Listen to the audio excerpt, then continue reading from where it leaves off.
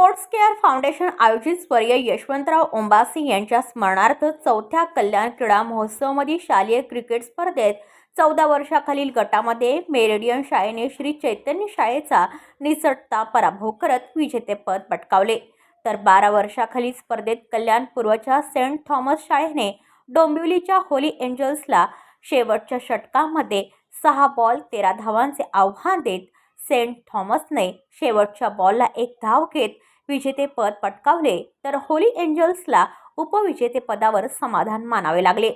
8 वर्षाखालील गटामध्ये मेरिडियन शाळा विजेती ठरली, तर 10 वर्षाखालील गटात कल्याणच्या सेंट लॉरेन्स शाळेने डोंबिवलीच्या होली एंजल्स शाळेला पराभूत करत अंतिम विजेतेपद पटकावले.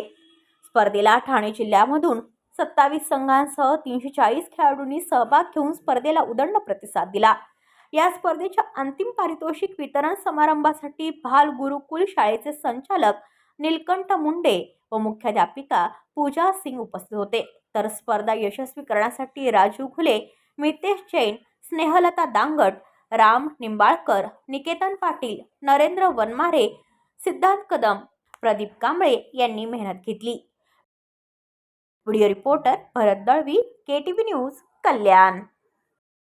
आपल्या परिसरातील बातम्या आमच्यापर्यंत पोहोचवण्यासाठी स्क्रीनवर दिलेल्या क्रमांकावर संपर्क साधू शकता. दूरध्वनी क्रमांक 9833235011. त्याचप्रमाणे अधिक माहितीसाठी स्क्रीनवर दिलेल्या KTV न्यूजच्या ईमेल ID वर देखील संपर्क करता येईल.